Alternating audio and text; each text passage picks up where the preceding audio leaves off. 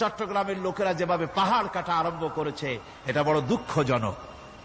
জুমলায় মুতারেজা একটা বলে দিলাম, অপ্রাসঙ্গিক হলেও জরুরি কথা। আপনারা পাহাড় কাটতেছেন না, আপনাদের নিজেদের পায়ে নিজেরা কুড়াল মারতেছেন। খবরদার পাহাড় কাটবেন না। আল্লাহর প্রকৃতির ভারসাম্য আপনারা নষ্ট করছেন বলে ওজোন স্তরে ফাটল ধরেছে। তা রিপেয়ার করার জন্য আজকে বিশ্বের সব বিজ্ঞানীরা হতাশ হয়ে গিয়েছে, পাগল হয়ে গেছে। কেমনে এই ওজোন স্তরের ফাটলকে রিপেয়ার করব? ওজোন স্তরটা কি? ওজোন স্তর হচ্ছে, সুবহানাল্লাহ, আল্লাহর যে কত দয়া। সূর্য, সেই সূর্যের রয়েছে আলট্রা ভায়োলেট রে, যাকে বাংলায় বলা হয় অতি বেগুনি রশ্মি। যে রশ্মিটা সৃষ্টি জগতে যদি আসে আর তা যদি কোনো প্রাণীর শরীরকে টাচ করে, তাহলে সমস্ত প্রাণী ক্যান্সার হয়ে, এক্সিমা হয়ে, বিখাউজ হয়ে, অ্যাজমা হয়ে সমস্ত প্রাণী মরে যাবে, কেউ বাঁচবে না। মারাত্মক রশ্মি। সেই রশ্মিটা যাতে সৃষ্টি জগৎকে টাচ করতে না পারে, সেজন্য আল্লাহ পাক একটা ওজোন স্তর তৈরি করেছেন। ওখানে এসে ওটা বাধাপ্রাপ্ত হয়, পৃথিবীর মাটিতে আসে না। যা কিছু পৃথিবীর মানুষের জন্য, পৃথিবীর জন্য কল্যাণকর, সেগুলি সূর্য থেকে আসতে থাকে। সুবহানাল্লাহ ওয়া বিহামদিহি। যেটা ক্ষতিকর সেটা আল্লাহ পাক আটকায় রাখেন। এখন সেই ওজোন স্তরে ফাটল ধরলো। কেমনে ফাটল ধরলো? ফাটল আপনি আমি ধরাইছি। আপনি বলবেন যেটা কেমন কথা, আমি তো ওইখানে যাই নাই, আমি ফাটল ধরাইলাম কেমনে? ওই যে সেই আপনার প্রাইমারি স্কুলে ভিজিট করতে গিয়েছিলেন ইন্সপেক্টর, তারপরে প্রাইমারি না হাই স্কুল ভিজিট করতে গেছে, যায়া জিজ্ঞেস করছে ছেলেরা কি পড়ছো? বল ইতিহাস। ঠিক আছে, ইতিহাস থেকেই প্রশ্ন করব। বলতো চীনের প্রাচীর কে ভেঙেছে? ছেলেরা জবাব দিচ্ছে না। তুমি বলো, তুমি বলো। কেউ বলছে না। বেঞ্চের কোনা যে ছেলেটি, সে বলছে সর্বনাশ। কেউ যখন স্বীকার করে না, এটা তো আমার মাথায় আসবে। সব শেষ ইন্সপেক্টর তাকে বলছে তুমি বলো তো কে ভেঙেছে চীনের প্রাচীর? কয় স্যার, গ্রামে আমার দুষ্টমির যথেষ্ট বদনাম আছে, কিন্তু চীনের প্রাচীর ভাঙার মতো দুষ্কর্ম আমি করি নাই। ইন্সপেক্টর খুব রেগে গেলেন, মাস্টারের দিকে তাকালেন, এই বুঝি আপনার ইতিহাস পড়ানো?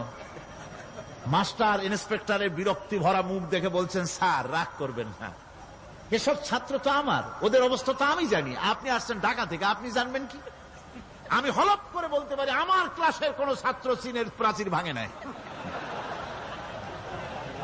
ইন্সপেক্টর রাগ হইয়া চলে গেছে হেডমাস্টারের রুমে, যায় বলছে যে আমি আপনার স্কুলের গ্রান্টকে আমি নাকচ করে দেব, মঞ্জুরি আমি ক্যান্সেল করে দেব। কেন? এই অবস্থা। হেডমাস্টার বলছে, স্যার রাগ করবেন না, আপনার জন্য কিছু টাকা পয়সাও রাখছি হাদিয়া। বড় একটা চর্বিযুক্ত খাসিও জবাহ করা হয়েছে, পুকুর থেকে রুই মাছ তোলা হয়েছে। তারপরেও আমার ছাত্ররা, টিচাররা বলার পরেও যদি আপনার সন্দেহ হয়ে থাকে যে আমার ছাত্ররাই ভাঙছে, তো ওই আপনি অসন্তুষ্ট হবেন না, রাগ করবেন না। স্যার, ওই প্রাচীর ভাঙতে যা খরচ লাগে আমি কিছু খরচ দেব, তো আপনি রাগ করেন না। এখন চিন্তা করেন, স্কুলের ছাত্র থেকে শুরু করে হেডমাস্টার পর্যন্ত জ্ঞানের বহর। তো বলতেছিলাম, আপনি আমি ওজন স্তরে ফাটল ধরিয়েছি, তার অর্থ এই নয় যে আপনারা গিয়ে ওখানে কুড়াল মারিয়ে ওটারে ভাঙছেন। তাহলে ওটা কি হয়েছে? কোরআনে কারিমে রব্বুল আলামিন বলেন, ওয়ামা আসাবাকুম মিন মুসিবাতিন ফাবিমা কাসাবাত আইদিকুম ওয়া ইয়াফু আন কাসীর। যত বিপদ তোমাদের উপর আরোপিত হয়, সমস্ত বিপদ তোমাদের দুই হাতের কামাই করা। কে বলছেন? আল্লাহ পাক। ওজন স্তরে ফাটল ধরেছে, এটা বিপদ। বিশ্বের সমস্ত মানব সভ্যতা, সৃষ্টি জগতের জন্য বিপদ। এই বিপদের জন্য দায়ী পৃথিবীর মানুষ। কিরকম? সেটা হচ্ছে গাড়ির পেছন থেকে যে কালো ধোঁয়া বের হয়, কল কারখানার চিমনি থেকে যে কালো ধোঁয়া বের হয়, এই কালো ধোঁয়াগুলি, তারপরে সমস্ত কেমিক্যাল উইপেন, সেগুলি যে টেস্ট করা হয়, তার রিয়াকশন ইত্যাদি, এই কালো ধোঁয়া এবং সমস্ত মারণাস্ত্রগুলি এক্সপেরিমেন্ট করার সমস্ত এই রিয়াকশনগুলি সবগুলি গিয়ে ওই ওজন স্তরে ফাটল ধরিয়ে দিয়েছে। আস্তে করে পাতলা হয়ে এটা ফেটে গিয়েছে, অতি বেগুনি রশ্মি আসা শুরু করেছে। এটাকে বন্ধ করার জন্য বিজ্ঞানীরা আজ মরিয়া হয়ে গিয়েছে। ইনশাআল্লাহ আল্লাহ পাক তার বিজ্ঞানীদের মানুষের মাথায় বুদ্ধি এনে দিবেন, রিপেয়ারও হয়ে যাবে ইনশাআল্লাহ। সবাই বলেন ইনশাআল্লাহ। তাহলে বললাম কেন এ কথাটা? এই জন্য বললাম যে কোরআনে কারীমের মধ্যে আল্লাহ রাব্বুল আলামিন সব কথা বলে দিয়েছেন, কোনো কথা বাদ রাখেন নাই। পাহাড়গুলি ভেঙে আমরা ক্ষতি করতেছি, গাছগুলি কেটে আমরা ক্ষতি করতেছি, প্রকৃতির ভারসাম্য নষ্ট করে দিচ্ছি, ফলে সমুদ্রের পানি স্ফীত হচ্ছে, ভূমিকম্প বাড়তেছে, ঘূর্ণিঝড় হচ্ছে, টর্নেডো হচ্ছে, পৃথিবী বিধ্বস্ত হয়ে যাচ্ছে, ক্লাইমেটের পরিবর্তন আসছে। আজকে পৌষ মাস, এটা কি মাস? কত তারিখ? দেখেন বাংলা ভাষাকে কত মহব্বত করি। যদি বলি আজকে ডিসেম্বরের কত তারিখ, গড়গড় করে মুখস্থ হয়ে যাবে। বাংলারে খুব ভালোবাসি, মাসটার তারিখ বলতে পারলাম না, দুঃখিত। এই হলো আমাদের ভালোবাসা। আজকে পৌষ মাসের অর্ধেকও শেষ হয়ে যাচ্ছে, অথচ মনে হচ্ছে শীত যেন তার শ্বশুর বাড়ি বেড়াতে গেছে। এই যে অবস্থা, এই অবস্থা শুধু বাংলাদেশে নয়, গোটা পৃথিবীতে ক্লাইমেটের একটা বিরাট পরিবর্তন আসতেছে, একটা বড় রকমের পরিবর্তন আসতেছে। এর কারণ হচ্ছে এই পৃথিবীর মানুষেরা নিজেরাই প্রকৃতির ভারসাম্যকে নষ্ট করে দিয়েছে। এই ভারসাম্য নষ্ট হওয়ার কারণে আবহাওয়ার পরিবর্তন হচ্ছে, সামুদ্রিক জলোচ্ছ্বাস বাড়তেছে, ভূমিকম্প, আগ্নেয়গিরি ইত্যাদি হচ্ছে এবং পৃথিবীর মানুষ বিধ্বস্ত হচ্ছে। বলতেছিলাম এ কোরআনে কারীমের মধ্যে আল্লাহ পাক সব কথা বলে রেখেছেন। যদি জানতাম, বুঝতাম, তাহলে এই অবস্থার সৃষ্টি হতো না। এটা বিজ্ঞানের বই নয়, রাজনীতির বই নয়, সমাজনীতির বই নয়, বরং সমস্ত নীতিমালার উচ্চ, জ্ঞানের উচ্চ হচ্ছে আল কোরআন। জ্ঞানের উচ্চ কি? আরো জোরে বলেন, জ্ঞানের উচ্চ কি? আল কোরআন। পবিত্র কোরআনে এমন এমন ঘটনা আল্লাহ পাক বলেছেন যা ষষ্ঠ শতাব্দীর দুনিয়া এ সম্পর্কে কিছুই জানতো না। অবশ্য কিছু কিছু ঘটনা ইহুদিদের কিতাবে অতিরঞ্জিত আকার এবং বিকৃত অবস্থায় এসেছে, কিন্তু কোরআনে কারীম দুনিয়ার মানুষকে আদম সৃষ্টি, নুহের বন্যা, তারপরে মুসা আলাইহিস সালাম ফেরাউনের ঘটনা, ইব্রাহিম আলাইহিস সালামের নমরুদের ঘটনা এবং ইউসুফ আলাইহিস সালামের কাহিনী সবগুলিকে সুন্দর করে কোরআন শরীফ উপস্থাপনা করেছে রাসূলের মাধ্যমে, যা পৃথিবীর ইতিহাসে কেউ জানতো না। সেগুলি আল্লাহ পাক জানাইছেন কিভাবে? কোরআনে কারীম বলছে, তিলকা মিন আম্বাইল গায়বি নূহিহা ইলাইকা মা কুনতা তা'লামুহা আনতা ওয়ালা কওমুকা মিন ক্বাবলি হাযা। এ হলো সব অজ্ঞাত ঘটনা। সমস্ত ঘটনাগুলি আল্লাহ পাক তার হাবিবকে শুনিয়ে বলে দিলেন, সব অজ্ঞাত ঘটনা যা তুমি জানতে না, তোমার কোনো জানা ছিল না, আমি ওহীর মাধ্যমে তোমাকে সব জানাইছি। ইউসুফ আলাইহিস সালামকে যখন তার ভাইয়েরা কুয়ার মধ্যে ফেলে দিতেছিল তখন তুমি উপস্থিত ছিলে না, এই ঘটনা ওহীর মাধ্যমে আমি জানালাম। মুসা আলাইহিস সালামকে যখন ফেরাউন দরিয়ার ভিতরে ফেলে দিল, সেই সময় তুমি সিনাই পর্বতের পাশে দাঁড়িয়ে সব দৃশ্য লক্ষ্য করনি, অথচ আমি ওহীর মাধ্যমে সব তোমাকে খুলে খুলে বলে দিয়েছি। আল্লাহ পাক সমস্ত ঘটনাগুলিকে বলে বলে কোরআন শরীফের মধ্যে সব সাজিয়ে দিলেন, বলে দিলেন। তিনি বললেন, ওয়ামা কুনতা বিজানিবিল গারবিয়্যি ইয কাদাইনা ইলা মূসাল আমরা ওয়ামা কুনতা মিনাশ শাহিদিন। ফিরআউন যে মুসার সঙ্গে যে ব্যবহারটা করলো, এ সময় সেখানে তুমি উপস্থিত ছিলে না, আমি ওহীর মাধ্যমে তোমাকে তা জানিয়েছি। কাযালিকা নাকুসসু আলাইকা মিন আনবাই মা ক্বাদ সাবাকা ওয়া ক্বাদ আতাইনাকা মিন লাদুন্না যিকরা। আল্লাহ পাক বলেন, এভাবে আমি আপনার কাছে অতীত ঘটনাবলী ওহীর মাধ্যমে নিখুঁতভাবে আপনার সামনে সব বলে দিয়েছি। আমার ভাইয়েরা, এই বিশ্বলোকে ঊর্ধ্ব লোক সম্পর্কে নিয়ে ভুল তথ্য বর্ণনা আল্লাহ পাক করে দিয়েছেন কোরআনের মাধ্যমে। 1665 খ্রিস্টাব্দে স্যার আইজাক নিউটন তিনি আবিষ্কার করলেন মাধ্যাকর্ষণ শক্তিকে। এই মাধ্যাকর্ষণ শক্তি, ল অফ গ্রাভিটেশন, এ সম্পর্কে মানুষের এই থেকে কিছু জানলো, কিন্তু আজ থেকে 1400 বছর আগে আল্লাহ রাব্বুল আলামিন তার উম্মি নবী, যিনি কোনো বিজ্ঞানাগারে লেখাপড়া করেন নাই, কোনো সায়েন্স রিসার্চ করেননি, যিনি কোনো কলেজ ইউনিভার্সিটিতে পড়াশোনা করেননি, তার মাধ্যমে জানিয়েছেন মাধ্যাকর্ষণ শক্তির কথা। কোরআন বলছে, ইন্নাল্লাহা ইউমসিকুস সামাওয়াতি ওয়াল আরদা আন তাজুলা। এই পৃথিবী এবং সমস্ত গ্রহ উপগ্রহকে আল্লাহ পাক বলছেন, আমি এমন এক শক্তি দিয়েছি যে শক্তির মাধ্যমে একটা আরেকটাকে আকর্ষণ করে রাখছে। এই পৃথিবীতে মাধ্যাকর্ষণ শক্তি শুধু পৃথিবীর নাই, সূর্যের আছে, মঙ্গলের আছে, নেপচুনের আছে, ইউরেনাসের আছে, বৃহস্পতির আছে। প্রত্যেকটি গ্রহের আলাদা আলাদা মাধ্যাকর্ষণ শক্তি আছে।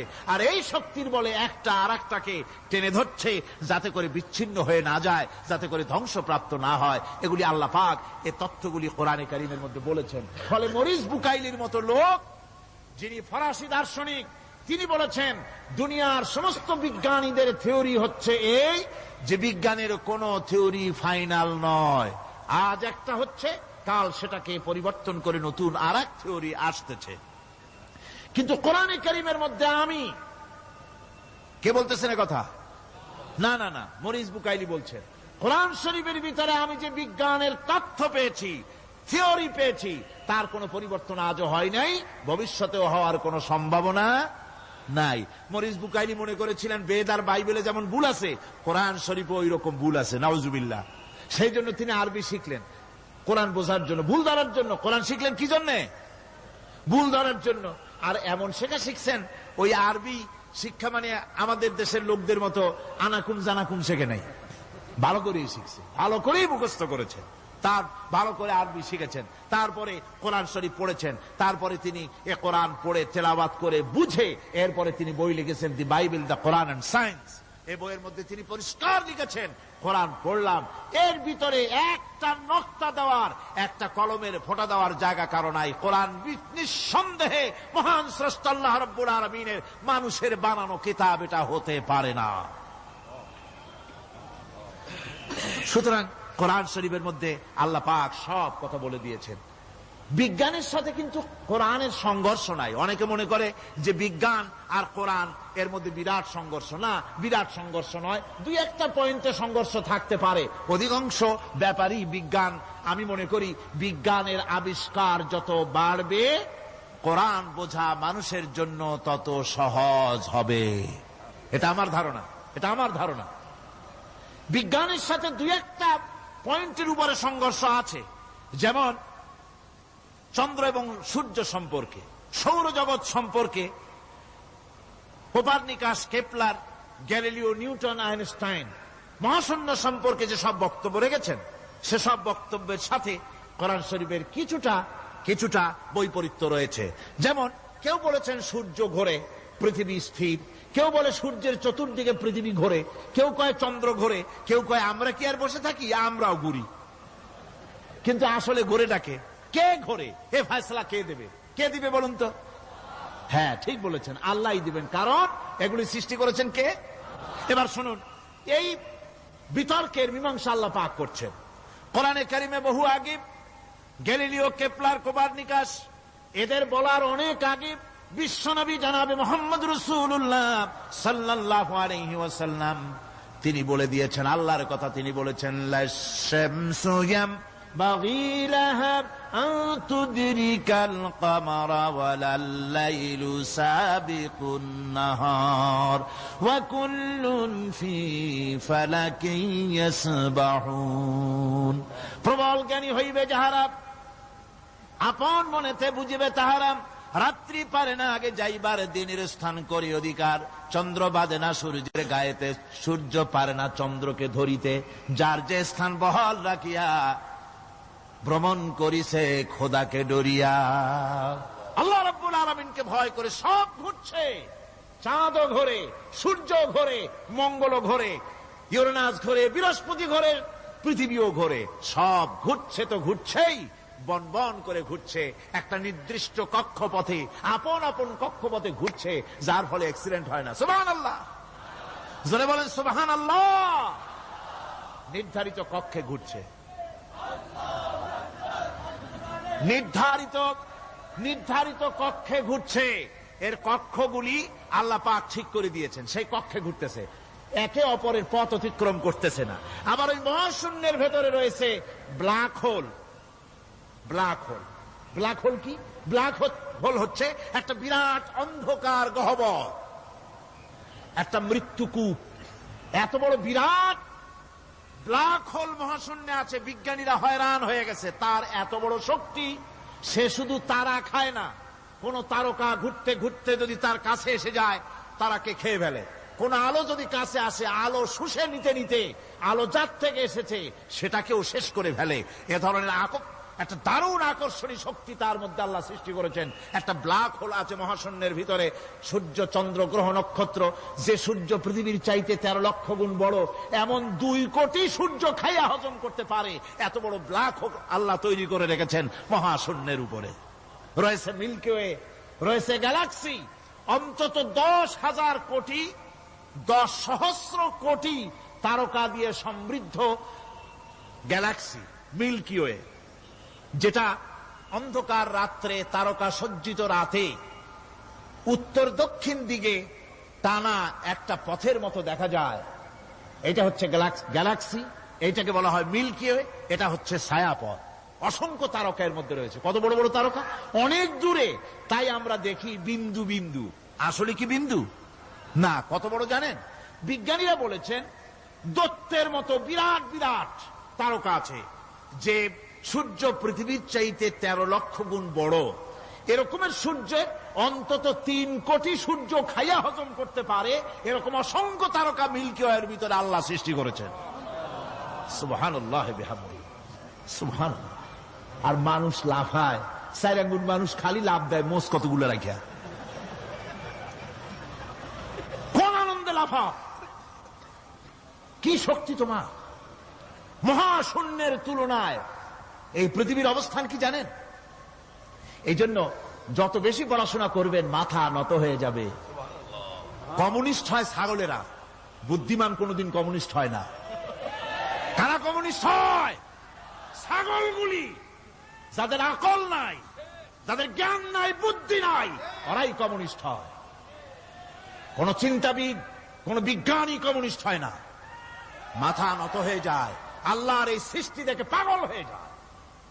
নিঃসন্দেহে আল্লাহ আছেন, নইলে পরে এগুলি হয় কি করে? আমি চিন্তা করে পাই না কমিউনিস্ট হয় কেমন, কতখানি পাগল হইলে হয়। ছোট্ট একটা রুমাল দেখলে মনে করি কোন তাঁতি এটারে বানাইছে। একটা এই কি জানি কয় মাইক দেখলে মনে করি কেউ এটাকে বানাইছে। টেবিল দেখলে মনে করি কেউ বানাইছে। ফ্রিজ দেখলে মনে করি বানাইছে কেউ। একটা সুই দেখলে মনে করি কেউ এটাকে বানাইছে। আর এই বিশাল পৃথিবী, ওই বিশাল আকাশ, কমিউনিস্টরা কয় এমনি এমনি হয়েছে। আমার বন্ধুগণ, মাথা নত হয়ে আসবে চিন্তা করলে কি বিশাল সৃষ্টি আল্লাহ পাকের। এই ছায়াপথ, এই গ্যালাক্সি, এর তুলনায় পৃথিবীর অবস্থান কোথায়? পৃথিবীর অবস্থানটা হচ্ছে, আমার হাতে এটি একটি কলম। এই কলমটা কাগজের উপরে আমি যদি এই নিপটা রাখি, কাগজের ভিতরে নিপে যতটুকুন জায়গা টাচ করবে, মহাশূন্য গ্যালাক্সি মিল্কি ওয়ে, আল্লাহর ওই মহাশূন্যের তুলনায় পৃথিবীর অবস্থান একটা কলমের নিপে যতটুকুন জায়গা নেয় এর থেকে বেশি নয়। এই যদি হয় পৃথিবী, তাহলে সেই পৃথিবীর মানুষ আপনি কতটুকুন? সলিমুদ্দি বসিরুদ্দি খালি লাফায়। আমার বন্ধুগণ, লাভ কি? লাভের চোটে বলে হ্যান করেঙ্গে ত্যান করেঙ্গে, লাঠিকে আন্দার মুগুর ভরেঙ্গে। কয়দিন পর শোনা যায় শীত হয়ে পড়ছে, কিছু নাই। সুতরাং আল্লাহ পাকের অসীম সৃষ্টি জগৎ, এর সঙ্গে বিজ্ঞানের সংঘর্ষ কম। 2-1টা পয়েন্টে আছে, বাকি সবগুলিতে বিজ্ঞানের আবিষ্কার যত বাড়তেছে, আল্লাহরে চেনা, সৃষ্টি জগৎকে জানা মানুষের জন্য তত সহজ হচ্ছে। আর রহমান আল্লামাল কোরআন, কোরআন শিখিয়েছেন আমাদেরকে। রহমান এমন নিয়ামত দিয়েছেন যার মধ্যে সব আছে। মানুষ সৃষ্টির ব্যাপারে, মানব সৃষ্টির ব্যাপারে নির্ভুল তথ্য যদি পেতে হয়, তাহলে কার কাছে যাব? জোরে কন। আল্লাহর কাছে যেতে হবে। আর আল্লাহর কাছে না যাইয়া মানব সৃষ্টির রহস্য যদি জানতে যাই ডারউইনের কাছে, তাহলে আপনার মামু হবে সুন্দরবনের বান্দরেরা। ঠিক কিনা? বান্দরেরা হবে মামু, সিম্পাজি ওরাং ওটাং হবে আপনার নানার দাদা। তার কারণ ডারউইন সাহেব বলেছেন মানুষ এর পূর্বপুরুষ হলো বাঁদর, সিম্পাজি, ওরাং ওটাং। এটা হলো তার থিওরি অফ ইভলিউশন। এই বিবর্তনবাদের থিওরি পেশ করতে গিয়ে তিনি বলেছেন মানুষ হলো বান্দরের জাত। আরে বেটা, তুই বান্দরের জাত। নিজের লেজ কাটিয়া সকলের লেজ কাটা আরম্ভ করতে চাচ্ছে। কি পাগলের পাগল, মানুষ হয়েছে বান্দরের জাত। আশ্চর্য কথা। কেমনে কইলে? তো বললো যে সিম্পাজি দেখছে, তো সে সিম্পাজি দেখে তার মনে হয়েছে যে মানুষ ওইরকমই তো দেখা যায়, তো মানুষ বুঝি বান্দর থেকেই আসছে। আমি বলি, পৃথিবীতে এমন পাগল আমি কোনোদিন দেখিও নাই, শুনিও নাই যে কোন পাগল পাবদা মাছ দেখে বলেছে যে এটা হচ্ছে বোয়াল মাছের পূর্বপুরুষ। টাকি মাছ দেখে কোন ছাগলেও বলেছে আজ পর্যন্ত যেটা হলো শোল মাছের পূর্বপুরুষ। পুঁটি খাইতে খাইতে আস্তে আস্তে বিরাট শোলে পরিণত হয়ে গেছে, কোন পাগলেও বলেনি। আচ্ছা, মেনে নিলাম দারুন সাহেবের থিওরি, মেনে নিলাম 1 সেকেন্ডের জন্য যে বান্দর থেকেই মানুষ হয়েছে। এখনো তো বানর প্রজাতি আছে না শেষ হয়ে গেছে? আছে কিনা? তাহলে সুন্দরবনে যান, যে দেখুন কোন বাঁদর কি এ পর্যন্ত দেখা গেছে যে কোমর পর্যন্ত মানুষের মতো হয়ে গেছে? আর একটু দুধ আর পনির আর একটু এই শুটকি মাছ লোটটা ফিশ খাওয়াইলে আর কদিনের মধ্যে এই বান্দরটা মানুষ হয়ে যাবে। হয়েছে এরকম? বাঁদরের 12 আনা মানুষ হয়ে গেছে, 14 আনা মানুষ হয়ে গেছে, আর অল্প একটু বাকি। এরকম দেখা গেছে কোথাও? দেখা যায়নি। এগুলি পাগলামি কথা, পাগলামি কথা। মানুষ বানর থেকে আসেনি, মানুষ ওরাং ওটাং থেকে আসেনি, মানুষ সিম্পাজি থেকে আসেনি। মানুষ এসছে কোত্থেকে? এটা জানতে হলে এ নির্মূল তথ্য জানার জন্য আসতে হবে কোরআনের কাছে। কার কাছে?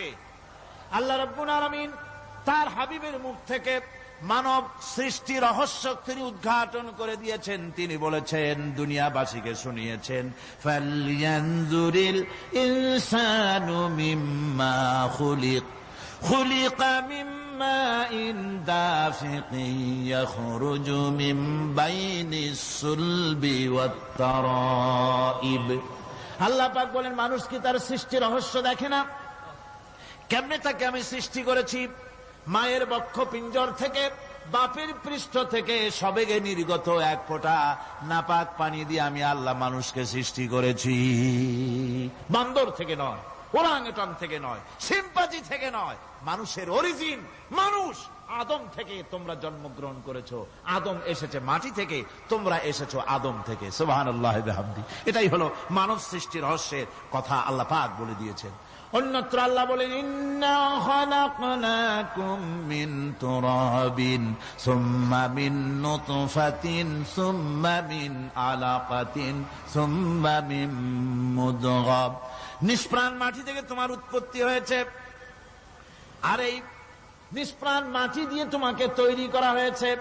এগুলি মাতৃগর্ভের ভিতরে গিয়া নাপাক পানি ফোঁটা জমাট রক্ত হয়েছে, গোশত হয়েছে, তারপরে মানুষের আকৃতি দিয়েছি, আর এরপরে বাচ্চার আকারে মায়ের পেট থেকে আমি আল্লাহ মানুষ করে তোমাকে বের করেছি। সুতরাং মানব সৃষ্টি রহস্যের কথা বিজ্ঞানের সাথে যেটা সাংঘর্ষিক হবে কোরআনের সাথে, আমরা সেটা মানতে পারি না।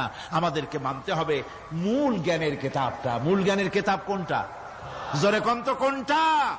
কোরআন। এখানে সব কথা আল্লামাল কোরআন। কোরআন শিখিয়ে মানুষকে আল্লাহ পাক সবচাইতে বড় দয়া করেছেন, এর থেকে বড় দয়া আর হয় না। কোরআন শিখিয়েছেন আমাদের, যার মধ্যে সমস্ত তথ্যের কথা আল্লাহ পাক বলেছেন। The universe and doctor Einstein বইয়ের ভিতরে লেখা হয়েছে যে একদিন এমন হবে যখন ধীরে ধীরে সূর্য তার আলো হারিয়ে ফেলবে, চন্দ্র নিষ্প্রভ হয়ে যাবে, আর পৃথিবী আস্তে আস্তে তার গতি হারিয়ে ফেলবে। একথা আজকের বিজ্ঞানীরা অথবা আজ থেকে কয়েক বছর আগের বিজ্ঞানীরা একথা বলছেন। কিন্তু রাসূল করিম সাল্লাল্লাহু আলাইহি ওয়াসাল্লামের মুখ থেকে আজ থেকে 1400 বছর আগে, যিনি বিজ্ঞানাগারে মোটেও পড়াশোনা করেন নাই, লিখতে জানেন না, পড়তে জানেন না, সই করতে জানেন না, বিজ্ঞান আজ যে কথা বলছে সেই কথা 1400 বছর, 1500 বছর আগে রাসূল করিমের মুখ থেকে আল্লাহ পাক বলছেন। কোরআনে কারীম বলছে, ইয়াসআলু আইয়ানা ইয়াউমুল কিয়ামা ফাইযা বারিকাল বাসারু ওয়া খাসাফাল কামারু ওয়া জুমিআশ শামসু ওয়াল কামার। হে রাসূল, রাসূলের কাছে জিজ্ঞাসা করে কিয়ামত কবে হবে? আল্লাহ পাক বলেন, বলে দিন যেদিন চন্দ্র তার আলো হারিয়ে ফেলবে, যেদিন সূর্য তার আলো হারিয়ে ফেলবে, আর চন্দ্র আর সূর্য সব একাকার হয়ে যাবে। আজ ওরা বলছে চাঁদে আলো থাকবে না। সূর্য আগের থেকে তার উত্তাপ এবং আলো স্থবিত হতেছে এবং হতে হতে এমন এক পর্যায়ে আসবে যখন সূর্য আলো হারিয়ে ফেলবে। বিজ্ঞানীরা গত 4-5 বছর আগে এ বক্তব্য রেখেছেন, কিন্তু 1400 বছর আগে বিজ্ঞানের লালনাগারে লেখাপড়া না করে হুজুরের মুখ থেকে আল্লাহ কথা বলে দিয়েছেন। তাহলে বিজ্ঞানের আসল কিতাব কোনটা? জোরে বলেন কোনটা? আল্লাহ পাক আরো বলেন, ইজা শামসু কুবিরাত ওয়া ইযান নুজুমু কাদারাত ওয়া ইযাল জিবালু সুজ্জিরাত। তারকাগুলি, সূর্যের আলো থাকবে না, নক্ষত্রগুলো স্থানচ্যুত হয়ে যাবে, কক্ষচ্যুত হয়ে যাবে, পাহাড়গুলিকে পরিচালিত করে দেওয়া হবে, কিছুই থাকবে না, সব শেষ হয়ে যাবে। বিজ্ঞানীরা আজ বলতেছে যে সব শেষ হয়ে যাবে, কিছুই থাকবে না, সব শেষ হবে। বিজ্ঞানীরা বলতেছেন, কোরআন অনেক আগে বলেছে, কুল্লু মান আলাইহা ফান ওয়া ইয়াবকা ওয়াজহু রাব্বিকা যুল জালালি ওয়াল ইকরাম। সব শেষ হয়ে যাবে, বিশ্বে যা কিছু আছে সব লয় হবে, ক্ষয় হবে, ধ্বংস হবে, কিচ্ছু থাকবে না, থাকবেন শুধু আল্লাহ সুবহানাহু ওয়া তাআলা। সুবহানাল্লাহি ওয়া বিহামদি। কোরআনে কারীম একথা বহু আগে আমাদেরকে জানিয়ে দিয়েছে। সুতরাং আসল জ্ঞানের কিতাবটাই হচ্ছে কোরআনে কারীম। এই কোরআনের কাছে আমরা যত যেতে পারবো, যত কোরআন বুঝতে পারবো, ততই আমাদের জন্য আমরা সমৃদ্ধ হতে পারবো, আমাদের উপর আল্লাহর রহমত আসবে, আমরা সমাজ চালাতে পারবো, আমরা দেশ চালাতে পারবো, আমরা দুনিয়ায় শান্তি পাবো, আমরা আখিরাতেও মুক্তি লাভ করতে পারবো। কোরআনে কারীম সমস্ত বিজ্ঞানের উৎস, দর্শনের উৎস। এইটা না জানলে কিছুই জানা হয় না, এটা জানা হলে সব জানা হয়। পণ্ডিত আপনার ডক্টর শহীদুল্লাহ, আল্লাহ জান্নাত নসিব করুন, সবাই বলুন আমিন। তিনি বলতেন, বড় বড় সেমিনারে গিয়ে বলতেন তিনি, যে আপনারা যারা বক্তব্য রাখতে এসেছেন, জনগণকে বলছি না, যারা বক্তব্য রাখতে এসেছেন, এমএ পাস করেছেন, ডিগ্রি করেছেন, পিএইচডি করেছেন, এভারসিএস করেছেন, বহু কিছু ডিগ্রি আপনারা লাভ করেছেন, নামের আগে 6 হাত লম্বা ডিগ্রি আপনারা লাগাইছেন, আপনারা পণ্ডিত ঠিকই, কিন্তু এই কোরআন শরীফের জ্ঞান যদি আপনাদের না থাকে, আপনারা পণ্ডিত, তবে আপনারা মূর্খ পণ্ডিত। কি পণ্ডিত? কি পণ্ডিত? মূর্খ পণ্ডিত। ওরা বলে যে মৌলবীরা জানে কি, মৌলবীরা জানে কি? আরে ভাই, মৌলবীদের কাছে তো আসল জ্ঞান আছে। সুবহানাল্লাহি ওয়া বিহামদি। এখানে সবটা আছে। আপনারা এখানে আসেন, এটা বিশ্বাস করলে আপনি সবটা পেয়ে যাবেন। কোরআন বিশ্বাস করতে পারলে, কোরআন জানতে পারলে আপনি সব জানবেন। কোরআনে কারীমের মধ্যে আল্লাহ পাক কত কথা বলেছেন। এর মধ্যে আছে, আল্লাহ পাক বলেছেন, আফালা ইয়ানজুরুনা ইলাল ইবিলি কাইফা খুলিকাত। এই যে আমি উটগুলোরে বানাইছি, কেমনে বানাইলাম তোমরা কি দেখছো? উট কেমনে বানিয়েছি? মুফাসসিরিনে কেরাম এর উপরে অনেক আলোচনা করেছেন। তারা বলেছেন যে উট মরুভূমির জাহাজ, তারপরে উটের পিঠে একটা চুট আছে, কোন কোন উটের পিঠে 2টা চুট আছে, মাঝখানে বসে একটারে হেলান দিয়ে আর একটা ধরে বসা যায়। আমি দেখছি 2টা চুটওয়ালা উট, আফ্রিকান উট আমি দেখেছি, যে চুট সুবহানাল্লাহ দেখলে অবাক হয়ে যেতে হয় যে আল্লাহর কি কুদরত। উটের পৃষ্ঠে 2টা চুট, মাঝখানে আপনি বসবেন, পিছনেরটা একটা সোফা সেটের মতো, পিছনে হেলান দিলেন, আর সামনে যখন সে মরাল সম চড়াই উত্তরাই পথ দিয়ে নামা ওঠা করবে, তখন আপনি যেন পড়ে না যান সেজন্য সামনেরটা বুকের সাথে জড়ায় ধরবেন। এরপরে কি সৃষ্টি আল্লাহর, সুবহানাল্লাহি ওয়া বিহামদিহি। জিরাফগুলি দেখুন, জিরাফগুলি তার মাথা কত বড় উঁচা। লন্ডন জুতে জিরাফ দেখলাম, সে জিরাফের দেহ থেকে তার মাথাটা 22 ফিট উঁচা। মানে সে যদি নিচে দাঁড়ায়, 3 তলা বিল্ডিং এর ছাদের উপরে নাস্তা দিলে তো নিচে দাঁড়ায় খাইতে পারে, এই অবস্থা। সেই জিরাফে পানি খাবে কেমনে? মাথা হলো অত উঁচায়, পিছনের ঠ্যাং 2টা খাটো, সামনের ঠ্যাং 2টো উঁচা, এখন পানি খাবে কেমনে? ওই মাথা নামাইতে গেলে ঠ্যাং তো অনেক উঁচা। আল্লাহ পাক এমন সুন্দর ব্যবস্থা করলেন, সামনের 2টা ঠ্যাং এভাবে সরায় দেওয়ার মতো। ও যখনই পানি খায় দেখলাম 2টা ঠ্যাং অনেক ছেড়ায় দেয়, 2 দিকে ঠ্যাং চলে যায়, তখন মাথাটা সহজে নিচে নামায় আসে, পানি খাইতে পারে। এই সুযোগগুলি আল্লাহ সুবহানাহু ওয়া তাআলা তিনি করে দিয়েছেন। ওমা কুন্না আনিল খালকি গাফিলিন, আমি আমার সৃষ্টি জগৎ সম্পর্কে অমনোযোগী নহি। সুবহানাল্লাহি ওয়া বিহামদিহি।